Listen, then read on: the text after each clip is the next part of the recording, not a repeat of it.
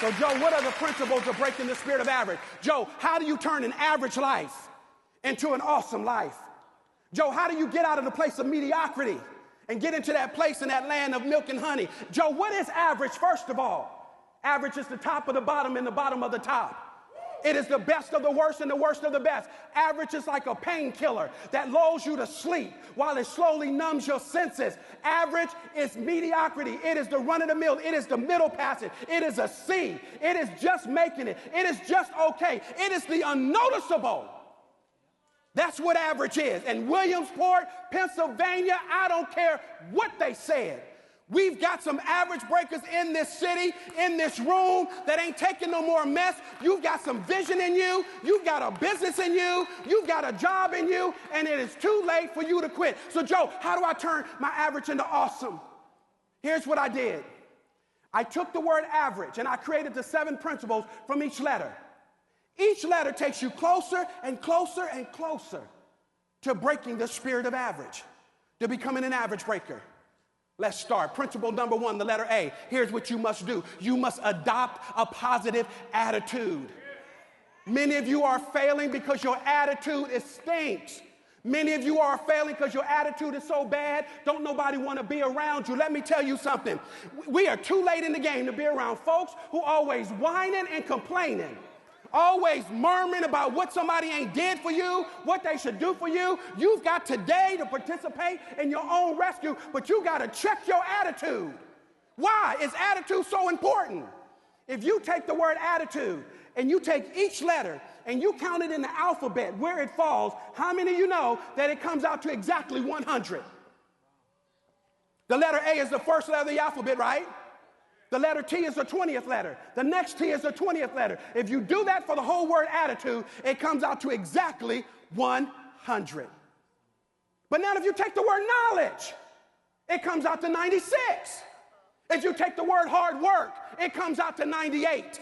So although you have tremendous knowledge and you're a hard worker and we don't negate those skill sets, it is your attitude that's going to determine your altitude. That's going to determine your paycheck. Because when I hire somebody at my company, I don't look at your GPA. I don't care what school you went to. I don't care who your mom and daddy is. I look at your attitude.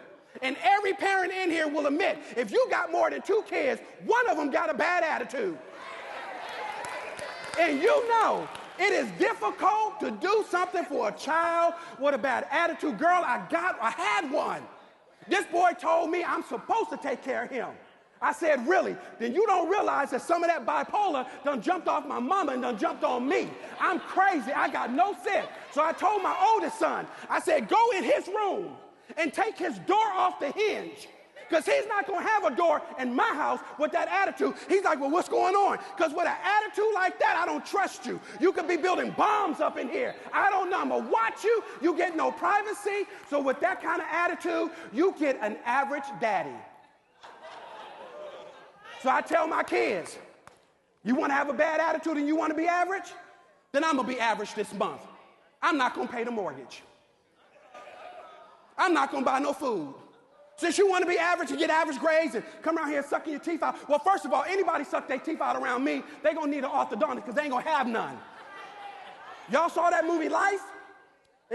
All that's going to be gone. No, I don't tolerate that. And you can call the defects or whatever y'all have on me. I'll call him before you call him to tell him about to knock his teeth out if he suck his teeth at me again, and I'll turn myself in. Because ain't no child of mine that I get up every morning and make it happen for them gonna suck their teeth at me or roll your eyes. So that's a sidebar. Edit that, okay? Attitude. The better the attitude, the more the success, because you never know who's watching you. Principle number 2, the letter V, is value your time. Woo, we ain't got no more time to waste, do we? Some of us in here know we got to hit the bullseye every time now. I ain't 21 and 30 no more. I am older than that. I got to hit the bullseye every single time. Joe, how do you value your time? Here's the principle, and I'll move on. Move opposite of the crowd with your time.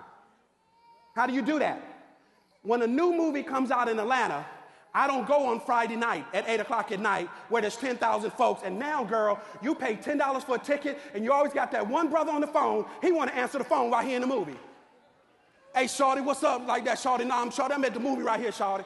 Nah, man, I'm going to be there tonight. I'm like, shorty, this ticket costs $10.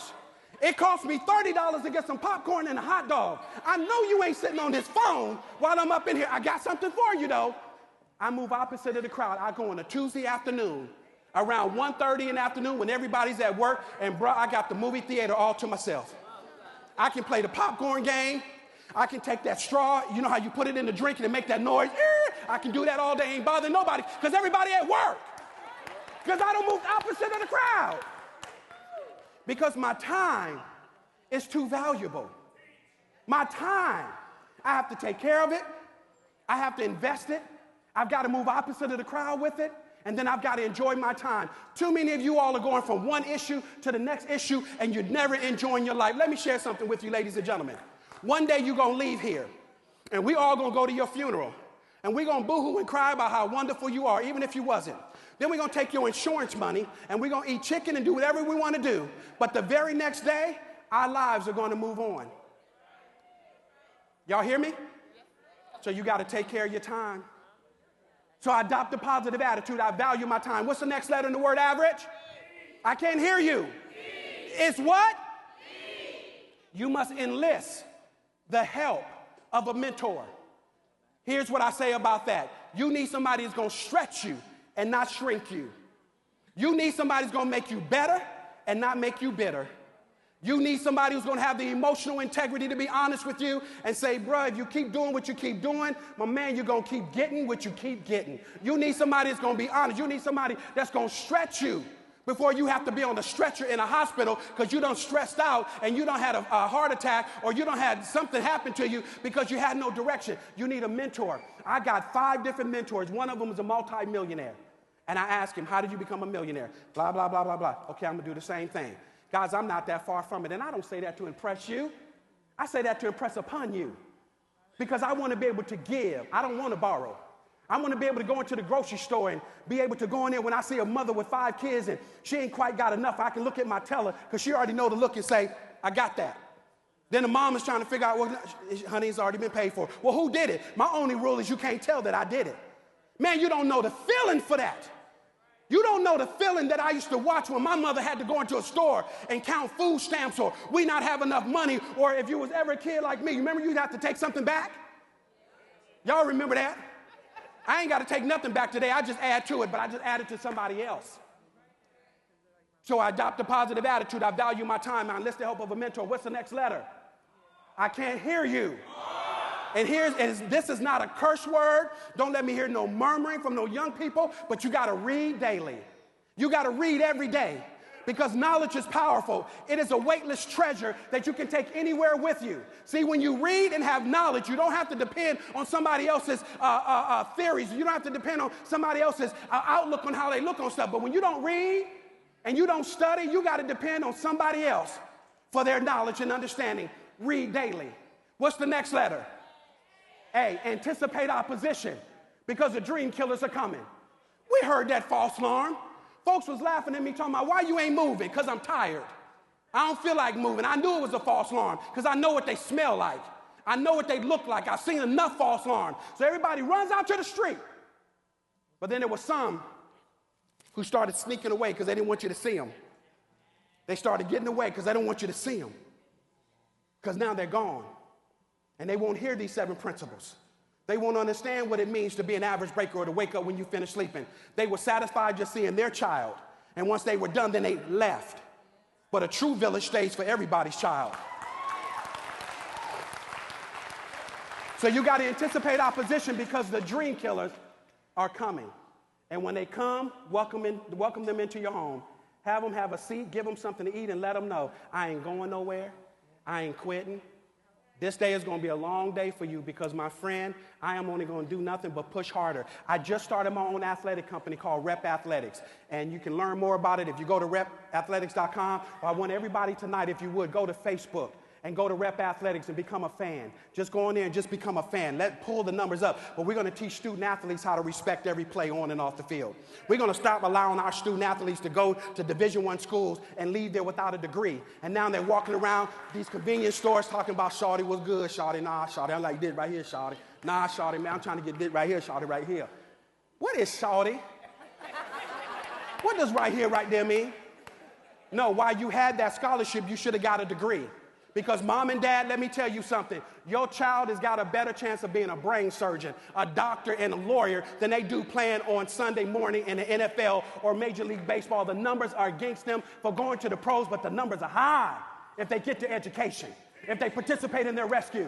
If they do what Keith L. Brown said, pull your pants up, pull your grades up, pull your attitude up. Stop encouraging them to be animals on the field and teach them how to be an animal, a beast, as we say in the vernacular, in the classroom. You teach them how to win in the classroom, they'll win in every area of their lives. Stop living vicariously through your child because you didn't make it in football, or you didn't make it in cheer, or you didn't make it in the sport. So now you're going to groom your child to do that when they want to be and do something else. Stop it. And let them be what they want to be. Encourage their passion and their dreams and their desires. That's what we do.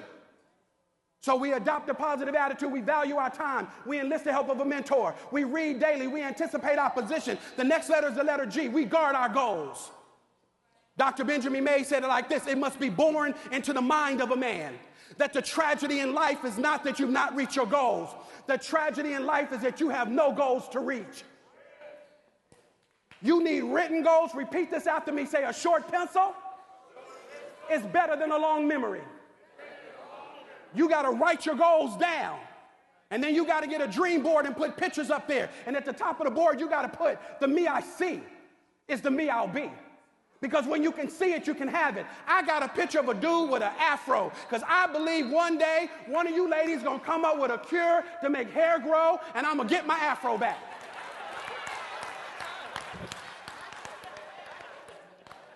I had a picture of Oprah Winfrey, and I told the boys that one day I'm going to get a book. I'm going to see Oprah. I'm going to have something to do with Oprah. How many of you all know we just got a book through a friend of ours who just gave Gayle King, her best friend, just gave Oprah a copy of our book, Breaking the Spirit of Average. Now, I don't know what she's going to do with it, but if she stand up there and hold the book up and just say, everybody get it, Keith, by the time we get back to Atlanta, our zip code has changed. What we drive has changed. How we live has changed because we were willing to sit down and set a goal to write a book, to participate in our own rescue. Now we have materials and products that the world can buy because we didn't sit back and just rely on skill alone, but we put aptitude and knowledge and education to use. You got to have goals, man. Why do you get up in the morning? Where are you going? Because if you don't know where you're going, that's where you're going to end up at. I say it like this: the man who said it could not be done should stop bothering the man who's already doing it. Keith L. Brown, Lonnie Gamble, you're doing it, man. Cappa is doing it. They can't stop you. It's too late. So all the naysayers, all the ones who want to trip you up, it's too late because you're already doing it. Adopt a positive attitude. Value your time. Enlist the help of a mentor. Read daily. Anticipate opposition. Guard your goals. And finally, as I close, empower your belief system. Empower your belief system.